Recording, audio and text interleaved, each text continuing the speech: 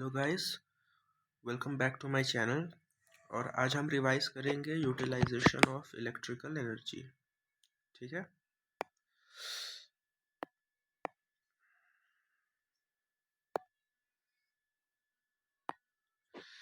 तो ठीक है। जो नेचर ऑफ लाइट होता है वो बेसिकली दो टाइप का होता है। एक होता है रेड हॉट, एक होता है वाइट हॉट। ठीक है, तो जो वाइट हॉट होता है उसका टेम्परेचर ज़्यादा होता है और रेड हॉट का टेम्परेचर जो है वो कम होता है। ठीक है, अच्छा, टेम्परेचर और वेवलेंथ इन्वर्सली प्रोपोर्शनल का रिलेशन रखेंगे यहाँ पे। तो रेड हॉट का टेम्परेचर कम है तो उसकी वेवलेंथ जो है वो ज़्यादा है, और वाइट हॉट का टेम्परेचर ज़्यादा है तो उसका लैम्डा यानी कि वेवलेंथ कम होगी। ठीक है, वेवलेंथ को हम मेजर करते हैं एंगस्ट्रॉम में। एक एंगस्ट्रॉम में 10⁻⁻10 मीटर होता है। ठीक है, जो हमारी ह्यूमन आई है वो सबसे ज़्यादा सेंसिटिव होती है येलो और ग्रीन लाइट के लिए। ठीक है, sensation of colour is due to difference in wavelength of light. जो हमारे आँखों पे कलर का सेंसेशन फील होता है वो इस वजह से आता है कि डिफरेंट कलर्स के जो वेवलेंथ होते हैं वो डिफरेंट होते हैं, इस वजह से। ठीक है, then there is radiant efficiency. What is radiant efficiency? Energy emitted in the form of light upon में टोटल एनर्जी emitted। ठीक है, कि कोई भी ऑब्जेक्ट है, ठीक है, जैसे सन है तो सन बहुत सारी एनर्जी एमिट कर रहा है, उसमें हीट एनर्जी है, लाइट एनर्जी है, ठीक है, वेरियस फॉर्म ऑफ एनर्जी है। तो उन सारे एनर्जीज में जो कि सन रेडिएट कर रहा है उसमें से लाइट कितनी है। ठीक है, तो energy in the form of light upon में energy emitted, that is total energy. इसी को कहते हैं रेडिएंट एफिशिएंसी। रेडिएंट एफिशिएंसी हमारा टेम्परेचर पे डिपेंड करता है। ठीक है, जितना हाई टेम्परेचर उतना हाई रेडिएंट एफिशिएंसी। ठीक है, अच्छा, हमने कहा भी था कि टेम्परेचर जो है वो इन्वर्सली प्रोपोर्शनल टू वेवलेंथ हो जाता है। ठीक है, तो higher the temperature lower the lambda, right. Higher the temperature lower the lambda and higher is the radiant efficiency. ठीक है, रेडिएंट एफिशिएंसी, तो रेडिएंट एफिशिएंसी हमारे लैम्डा के भी वेवलेंथ के भी इन्वर्सली प्रोपोर्शनल रहेगा। ये इंपॉर्टेंट पॉइंट है। ठीक है, तो जो मैक्सिमम रेडिएंट एफिशिएंसी होता है एट लैम्डा ऑफ जीरो, तो वो होता है 4000 एंगस्ट्रॉम पे। ठीक है, या 0.0004 म्यू एम। अच्छा जी, फिर देखो जो वेवलेंथ ऑफ विजिबल लाइट होता है वो 4000 एंगस्ट्रॉम से लेके 7500 एंगस्ट्रॉम तक होता है। ठीक है, ये रेंज होती है विजिबल लाइट की, 4000 से 7500 एंगस्ट्रॉम। ठीक है, तो जो विबग्योर होता है, जो हमारा जो कलर्स का बैंड होता है विबग्योर, तो जो वी है वो 4000 एंगस्ट्रॉम पे लाई करता है। ठीक है, और जो रेड है वो कहीं ना कहीं 7000 से 7500 एंगस्ट्रॉम पे लाई करता है। तो अगर हम रेड के आगे जाएं, अगर हम उसके बाद वेवलेंथ और बढ़ाएं तो हमें इंफ्रा रेड मिलने लगता है। ठीक है, और अगर हम 4000 एंगस्ट्रॉम से पीछे की ओर आएंगे तो हमें अल्ट्रा वायलेट मिलेगा। ओके,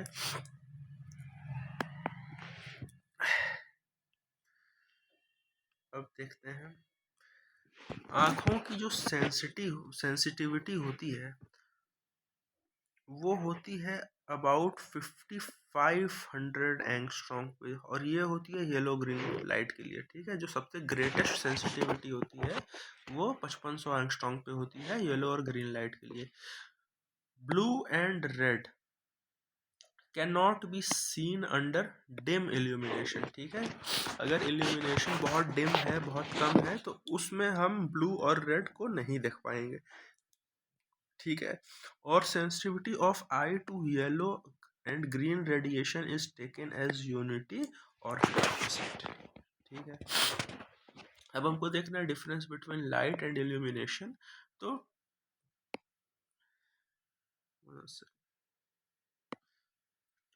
तो लाइट और इल्यूमिनेशन में क्या डिफरेंस है, राइट।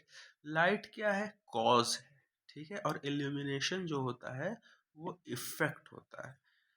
अब कुछ हम टर्म्स देखेंगे, जैसे कि लाइट। तो radiant energy which produces visual sensation denoted by Q. Light को हम क्यू से डिनोट करते हैं, और लाइट क्या है, एक रेडिएंट एनर्जी है, ठीक है, जो कि विजुअल सेंसेशन प्रोड्यूस करती है। लाइट को हम एक्सप्रेस करते हैं ल्यूमेन आवर में। इसमें करते हैं सर ल्यूमेन आवर में, और this is analogous to watt our.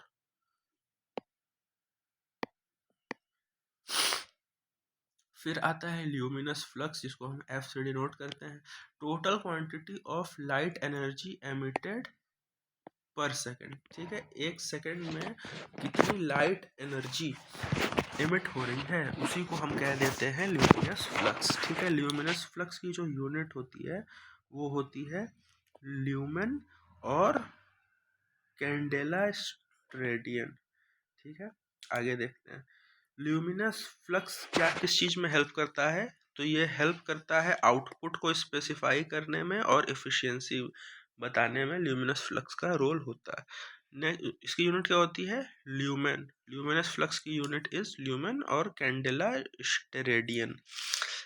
Next is luminous intensity. Luminous intensity कुछ नहीं होता है, वो ये बस इतना सा होता है कि luminous flux per unit solid angle, ठीक है। तो ल्यूमिनस फ्लक्स क्या था, टोटल लाइट एनर्जी इमिटेड पर सेकेंड, और ल्यूमिनस इंटेंसिटी क्या है, luminous flux per unit solid angle, ठीक है। इसकी यूनिट होती है कैंडेला या फिर ल्यूमेन पर स्टेरेडियन, ठीक है। तो luminous intensity is luminous flux upon में सॉलिड एंगल, ठीक है। तो सॉलिड एंगल की यूनिट स्टेरेडियन होती है, ल्यूमिनस फ्लक्स की यूनिट जो होती है वो होती है हमारा ल्यूमेन। तो ल्यूमिनस इंटेंसिटी की यूनिट क्या हो जाएगी, ल्यूमेन पर स्टेरेडियन या फिर कैंडेला। ल्यूमिनस इंटेंसिटी बोलता है तो उसको हम लोग कैंडल पावर से भी समझते हैं कभी कभी, ठीक है। तो अब देखो भैया यहाँ पे हमको क्या मिलता है,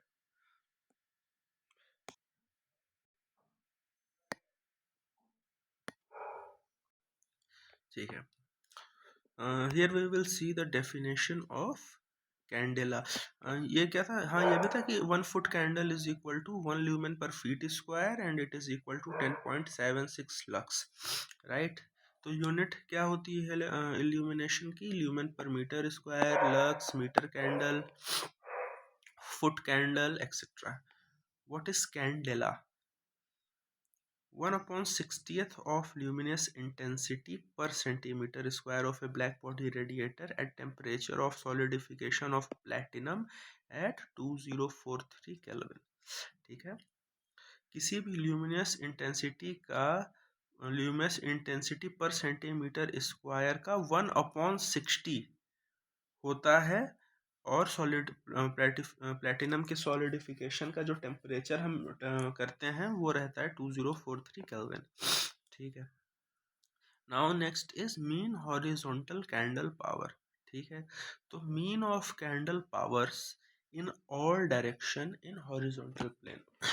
ल्यूमिनस इंटेंसिटी क्या था, luminous flux per unit solid angle, ठीक है। तो MHCP क्या होता है, कह रहा है कि जितनी भी ल्यूमिनस इंटेंसिटीज हैं, ठीक है, या जितने भी कैंडल पावर्स हैं, उनका मीन लेना है हर डायरेक्शन में, जो कि लेकिन सिर्फ हॉरिजॉन्टल प्लेन में लेना है, ठीक है। So suppose this is my luminous source, okay, so it is giving light in every direction, but we will take in mean horizontal candle power only the horizontal means of candle powers, okay। Similarly mean spherical candle power जो होता है वो होता है mean of candle powers in all direction in all planes. So this will, मतलब इसमें हम consider करेंगे हर डायरेक्शन में जो लाइट इमिट हो रही है, तो हर डायरेक्शन वाली लाइट को हम कंसिडर करेंगे, और मीन हॉरिजॉन्टल कैंडल पावर में सिर्फ हॉरिजॉन्टल प्लेन में जो लाइट्स जा रही हैं कैंडल पावर्स, बस उनको हम कंसिडर कर देते, ठीक है। फिर एक कॉन्सेप्ट आता है mean hemispherical candle power MHCP, ठीक है, MHSCP। तो इसमें क्या होता है, mean of CPs in all direction above और बिलो द हॉरिजॉन्टल प्लेन, ठीक है। इसमें क्या होता है कि इसमें भी हम कैंडल पावर्स का मीन लेते हैं सारे डायरेक्शन में, लेकिन हॉरिजॉन्टल प्लेन के ऊपर और नीचे की ओर, ठीक है। तो मीन स्फेरिकल कैंडल पावर जो होता है वो होता है नंबर ऑफ ल्यूमेन अपॉन में 4 पाई, से लर्न करना है। मीन हेमिस्फेरिकल कैंडल पावर क्या होता है, अब भाई आधा कर दिया हमने, हेमिस्फीयर लिया है, तो नंबर ऑफ ल्यूमेन अपॉन में 2 पाई हो जाएगा। रिडक्शन फैक्टर जो होता है वो MSCP अपॉन MHCP होता है। तो इसको मैं तो ऐसे याद करता हूँ कि हॉरिजॉन्टल के ऊपर सर्कल रखा हुआ है, ठीक है। तो mean spherical mean spherical candle power upon में मीन हॉरिजॉन्टल कैंडल पावर, ठीक है।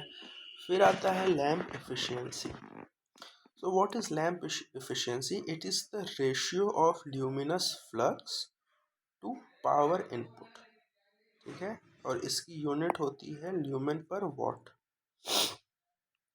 Luminous flux per watt, lumen per watt. And what is specific consumption? So ratio of power input to average candle power, ratio of power input to average candle power, unit होती है watt per candela, ठीक है। तो power input to average candle power, सही है। अब आते हैं ल्यूमिनेंस के ऊपर। इसको इल्यूमिनेंस से कंफ्यूज नहीं करना है। Luminance is different thing and illuminance is different thing. So luminance में क्या होता है, when brightness is considered as measurable quantity, जब हम ब्राइटनेस को इस तरह से ट्रीट करते हैं कि इसको हम मेज़र कर सकते हैं, ठीक है। तो उस समय जो हम टर्म यूज़ करते हैं वो होता है ल्यूमिनेंस। इसको हम डिफाइन करते हैं luminous intensity per unit projected area, ठीक है। तो ल्यूमिनस इंटेंसिटी की यूनिट होती है कैंडेला, एरिया की यूनिट होती है मीटर स्क्वायर। सो इसकी यूनिट हो गई candela per metre square. Here we have to consider one thing, it is not the luminous intensity per area, it is luminous intensity per unit projected area, ठीक है। तो projected area को हम a cos theta से represent करेंगे, ठीक है। Candela per metre square को हम निट्स भी बोल देते हैं, ठीक है। एक candela per metre square is equal to nits. What is luminance? It is luminous intensity per unit projected area.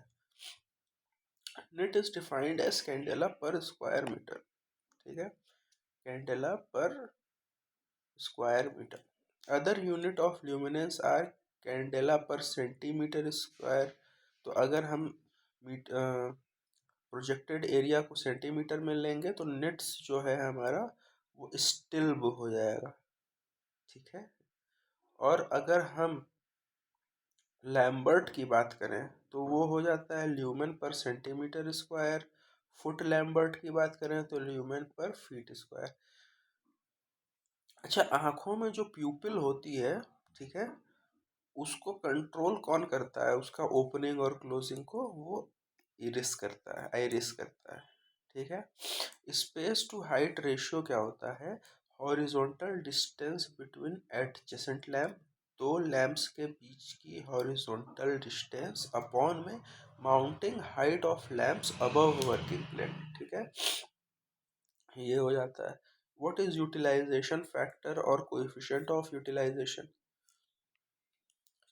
Total lumen reaching, total lumen reaching working plane upon में total lumen given by lamp, ठीक है। मतलब कि एक जो lamp है वो light हर डायरेक्शन में सेंड कर रहा है, ठीक है, लेकिन हमारा जो वर्किंग प्लेन है जहाँ पे उस लाइट की रिक्वायरमेंट है वहाँ पे कितनी लाइट आ रही है, ठीक है। इसी चीज को हम जब कंपेयर करते हैं तो यूटिलाइजेशन फैक्टर निकल के आता है कि out of the total light or lumen given by the lamp, how much we are receiving on the working plane. ठीक है। मेंटेनेंस फैक्टर क्या होता है? illumination under normal conditions and illumination when everything is perfectly clean, ये less than unity होता है। अच्छा, under normal condition मतलब क्या है? मतलब जो मेरा बल्ब है वो अभी जिस कंडीशन में है, that is what we will say as normal condition here. And illumination when everything is perfectly clean doesn't mean कि हमको अभी जाके क्लीन पूरा परफेक्टली करना है उसको, नहीं। परफेक्टली क्लीन वो कब रहा होगा? जब वो एकदम नया रहा होगा, जब वो पहली बार यूज किया गया होगा। ठीक है, तो उसको हम स्टैंडर्ड मान लेते हैं। ठीक है, और समय के साथ देखो धूल उल लगता ही है, जैसे जो नॉर्मल कंडीशन में है थोड़ी मोड़ी गंदगी हो सकती है या डिफरेंट फैक्टर्स अफेक्ट कर सकते हैं। ठीक है, तो ऑब्वियसली इसकी जो वैल्यू है वो 1 से कम आएगी, यूनिटी से लेस रहेगी। तो what is maintenance factor? It is illumination under normal condition upon illumination when everything is perfectly clean. अच्छा, व्हाट इज डिप्रिसिएशन फैक्टर? तो डिप्रिसिएशन फैक्टर जो होता है वो मेंटेनेंस फैक्टर का इनवर्स होता है, राइट। ये मेंटेनेंस फैक्टर ही था। यस, इनवर्स होता है मेंटेनेंस फैक्टर का। ठीक है, so ratio of initial metre candle upon में अल्टीमेट मेंटेन्ड मीटर कैंडल। तो इनिशियल मतलब क्या? वही जब पहली बार यूज किया था। और मेंटेन्ड में क्या? जो अभी जो भी स्थिति में है वो। इसकी वैल्यू जो होती है डिप्रिसिएशन फैक्टर की, वो मोर देन यूनिटी होती है। ठीक है, फिर देखते हैं what is waste light factor. ठीक है, हम क्या करते हैं कि जो भी हमारा ल्यूमेन है उससे हम एक वैल्यू से मल्टीप्लाई करते हैं वेस्ट लाइट फैक्टर निकालने के लिए। तो 1.2 से मल्टीप्लाई करेंगे अगर हमारा एरिया जो है वो रेक्टेंगुलर है, और 1.5 से मल्टीप्लाई करेंगे अगर इरेगुलर एरिया है, स्टैचू है, मॉन्यूमेंट है। तो हमारा जितना ल्यूमेन है उसमें 1.5 से मल्टीप्लाई कर देंगे और वो हमारा वेस्ट लाइट फैक्टर हो जाएगा। ठीक है, so again 1.2 for rectangular areas and 1.5 for irregular areas, that is statues, monuments. What is absorption factor? Okay, let's see. So total lumen available after absorption upon total lumen emitted by the source। ठीक है, तो एक source है वो total lumens कुछ emit कर रहा है।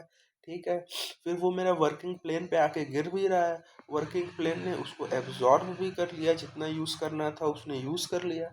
लेकिन अब भी कुछ लाइट्स बच गई है।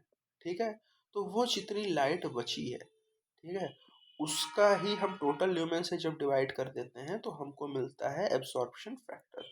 सो what is absorption factor? It is total lumen available after absorption upon में total lumen emitted by source. ठीक है, फिर आता है beam factor. So what is beam factor? Lumen in beam of projector upon lumen given out by lamp. ठीक है, तो जो मेरा बीम का प्रोजेक्टर है, ठीक है, उसमें कितने ल्यूमेन हैं और अपॉन में total lumen given out by lamp, this is called beam factor. This factor takes account the absorption of light by reflector and front glass of projector lamp. ठीक है, तो इस फैक्टर में हम कंसिडर इस चीज़ को भी करते हैं कि हमारा जो रिफ्लेक्टर है वो भी कुछ लाइट एब्जॉर्ब कर लेगा और जो ग्लास है वो भी कुछ ना कुछ तो एब्जॉर्ब करेगा। तो जो बीम फैक्टर की वैल्यू होती है वो होती है 0.3 से 0.6 के बीच में। Okay, now we see reflection factor, right. So reflection factor कुछ नहीं होता है, रिफ्लेक्टेड रे अपॉन में इंसिडेंट रे। जैसे कोई नॉर्मल होता है, नॉर्मल नहीं कोई प्लेन है, ठीक है, तो इधर से इंसिडेंट हुआ, इधर से रिफ्लेक्ट हुआ, तो reflection factor is R upon में आई होता है, ये यूनिटी से कम होता है। ठीक है, सॉलिड एंगल पे आते हैं। सॉलिड एंगल क्या होता है? एरिया अपॉन आर स्क्वायर, और स्टेरेडियन में मेजर करते हैं। लार्जेस्ट सॉलिड एंगल सबटेंडेड क्या होता है? 4 पाई के बराबर होता है। Relation between plane and solid angle क्या होता है? 2 pi 1 - cos α/2। Law of illumination देखते हैं। इल्यूमिनेशन देखो दो चीज़ के डायरेक्टली प्रोपोर्शनल होता है, एक होता है मेरा ल्यूमिनस इंटेंसिटी आई के बराबर और एक होता है इनवर्सली प्रोपोर्शनल आर स्क्वायर के। ठीक है, तो लॉ ऑफ इनवर्स स्क्वायर क्या होता है? E is equal to I upon R square. Lambert cosine law देखते हैं। E is directly proportional to, Lambert cosine law में क्या होता है? E is directly proportional to cosine of angle between normal at the point and direction of luminous flux. तो हमारा जो Lambert cosine law होता है वो टोटल बन के क्या आ जाता है कि illumination is equal to luminous intensity upon में R square into cos theta. ठीक है, अब देखो इम्पोर्टेंट तो यहाँ पे ये है। ठीक है, illumination at a point on plane surface, इसको समझते हैं। तो ऐसा हमारा कोई भी लाइट का सोर्स है, ठीक है, और ये लाइट एमिट कर रहा है एट अ पॉइंट पी। ठीक है, और हम क्या करते हैं कि लाइट तो हर डायरेक्शन में इमिट कर रहा है, तो एक पॉइंट पी पे मान लेते हैं और एक इसके सीधे परपेंडिकुलर जो नीचे आ रहा है उसको पॉइंट ओ पे मान लेते हैं। इन दो पे हमको कंसिडर करना है। ठीक है, तो जो पॉइंट पीस पे जो एंगल बना रहा है ये सोर्स, वो मेरा थीटा हो गया, राइट।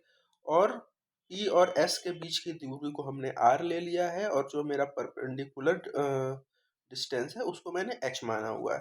ठीक है, तो हम देखो इसमें दो चीज नोटिस करते हैं। हमको पता है E is equal to I upon R square cos theta. ठीक है, तो ओ पे जब हम कंसिडर करेंगे तो देखो क्या होता है, E is equal to I H square, क्योंकि R जो है अभी यहाँ पे हम इसको कंसिडर ही नहीं कर रहे हैं, हम करें ये लाइट सीधे यही गिर रहा है तो यही R, यही H मेरा R के बराबर हो गया, राइट। तो E is equal to I upon H square, और एंगल तो कुछ है ही नहीं क्योंकि ये इसी पे लाई कर रहा है, तो 0 डिग्री हो गया और कॉस 0 होता है 1। तो एल्यूमिनेशन एट पॉइंट O जो है वो मेरा हो गया E is equal to I upon में एच स्क्वायर। ठीक है, अब हम कंसिडर करेंगे एट पॉइंट पी। ठीक है, तो पॉइंट पी करेंगे तो फॉर्मूला के अकॉर्डिंग तो E is equal to I upon R square cos theta तो हो ही गया। लेकिन अब आर को अगर हम देखें तो cos theta is equal to यहाँ पे निकालेंगे तो एच अपॉन आर। तो आर को हम इस हिसाब से लिख सकते हैं एच अपॉन कॉस थीटा, पर हमको आर स्क्वायर करना है तो H square upon cos square theta हो जाएगा। तो इसको जब हम प्रॉपरली सॉल्व करेंगे तो मेरा एल्यूमिनेशन जो निकल के आ रहा है उसमें हमने R को एलिमिनेट कर दिया है और H के टर्म में ही इल्यूमिनेशन एट पॉइंट P निकल के आया। E is equal to I upon में H square cos cube theta, right. तो अगर R के टर्म में बोलेगा तब तो हमको ये यूज करना पड़ेगा। ठीक है, उस केस में तो कॉस थीटा के ही प्रोपोर्शनल है। लेकिन अगर परपेंडिकुलर डिस्टेंस के टर्म पे इल्यूमिनेशन एट पॉइंट पी निकालेगा तो उस केस में मेरा इल्यूमिनेशन जो है वो कॉस क्यूब थीटा के प्रोपोर्शनल हो जाएगा। ठीक है, अब हमको देखना है लाइटिंग स्कीम। तो लाइटिंग स्कीम देखो 5 टाइप की है: direct lighting, semi direct lighting, indirect lighting, semi indirect lighting और जनरल लाइटिंग। ठीक है, देखते हैं। पहला आता है मेरा डायरेक्ट लाइटिंग स्कीम। ये सबसे कॉमन होता है। डायरेक्ट लाइटिंग स्कीम में हम डीप रिफ्लेक्टर्स का यूज़ करते हैं। ठीक है, ये इंपॉर्टेंट है। डायरेक्ट लाइटिंग स्कीम में डीप रिफ्लेक्टर्स यूज़ किए जाते हैं, ये मोस्ट एफिशिएंट होते हैं। डायरेक्ट लाइटिंग स्कीम इंडस्ट्रियल और आउटडोर एप्लीकेशन में यूज़ होता है। ठीक है, इसमें हार्ड शेडो और ग्लेयर फॉर्म होते हैं। 90% लाइट जो है ना वो डायरेक्टली नीचे की ओर पॉइंट करती है। ठीक है, इस वजह से इसको हम कह देते हैं direct lighting scheme with deep reflectors, used in industrial and outdoor applications, most efficient, and they give hard shadow and glare. This is disadvantage. ठीक है, तो इस डिसएडवांटेज को हम कैसे ओवरकम करेंगे? हम करेंगे सेमी डायरेक्ट लाइटिंग स्कीम में आके। इसमें क्या होता है कि 60 से 90% लाइट को हम नीचे की ओर फेंकते हैं। ठीक है, इसमें हम यूज करते हैं सेमी डायरेक्ट रिफ्लेक्टर्स को, राइट। डायरेक्ट लाइटिंग स्कीम में डीप रिफ्लेक्टर्स थे और सेमी डायरेक्ट लाइटिंग स्कीम में सेमी डायरेक्ट रिफ्लेक्टर है। ठीक है, तो जो रिमेनिंग लाइट बची 40 से लेके 10% तक, वो कहाँ जा रही है? वो हमारे रूफ को और वॉल को इल्यूमिनेट करने में यूटिलाइज हो रही है। ठीक है, सेमी डायरेक्ट लाइटिंग स्कीम हम वहाँ यूज़ करेंगे जहाँ पे ऐसे कमरे हैं जिनकी छत बहुत ऊंची है, suitable for rooms with high ceiling. अच्छा, डायरेक्ट लाइटिंग स्कीम में हमारा डिसएडवांटेज था ग्लेयर का, तो सेमी डायरेक्ट लाइटिंग स्कीम में the glare is avoided by diffusing globes. ठीक है, उसके बाद आते हैं सेमी इनडायरेक्ट लाइटिंग स्कीम पे। इसमें 60 से 90% लाइट को हम ऊपर की ओर भेज देते हैं। ठीक है, फॉर डिफ्यूज रिफ्लेक्शन, इसमें क्या होता है, सॉफ्ट शेडो फॉर्म होती है और कोई भी ग्लेयर नहीं होता है सेमी इनडायरेक्ट लाइटिंग स्कीम में। ये इंडोर डेकोरेशंस के लिए अच्छा माना जाता है। फिर आते हैं इनडायरेक्ट लाइटिंग स्कीम पे। इसमें 90% लाइट ऊपर भेज देते हैं with the help of inverted और बोल रिफ्लेक्टर्स। ठीक है, किस तरह का रिफ्लेक्टर यूज होता है इन डायरेक्ट लाइटिंग स्कीम में? वो होता है हमारा इन्वर्टेड या बोल रिफ्लेक्टर्स। ठीक है, इसमें क्या होता है, जो हमारी छत होती है वो ही एक्ट करती है लाइट सोर्स की तरह। इसमें जो ग्लेयर है वो मिनिमम है। ठीक है, सॉफ्ट एंड डिफ्यूज इल्यूमिनेशन मिलता है। ये हमें यूज होते हुए कहाँ दिखाई पड़ता है? सिनेमा में, थिएटर्स में, होटल्स एक्सेट्रा। ठीक है, ये ऐसे वर्कशॉप्स में भी हम इनडायरेक्ट लाइटिंग स्कीम यूज करेंगे जहाँ पे लार्ज मशीन्स होती है। ठीक है, और फिर जनरल लाइटिंग कहाँ यूज करते हैं? Lamps of diffusing glass which gives light in all directions. ठीक है, now let's see requirement of good light design. तो अगर गुड लाइट डिज़ाइन हमको करना है तो हमको उसके लिए क्या क्या रिक्वायरमेंट है? तो पहली बात तो है कि हमारे पास एडिक्वेट इल्यूमिनेशन होना चाहिए। ठीक है, क्या होना चाहिए? एडिक्वेट इल्यूमिनेशन होना ही चाहिए। उस इल्यूमिनेशन, जो एडिक्वेट इल्यूमिनेशन है वो कैसा होना चाहिए? उसमें यूनिफॉर्मिटी भी होनी चाहिए। ठीक है, बेस्ट विजिबल परफॉर्मेंस होना चाहिए। ठीक है, if range of brightness within field of vision is not more than 3:1,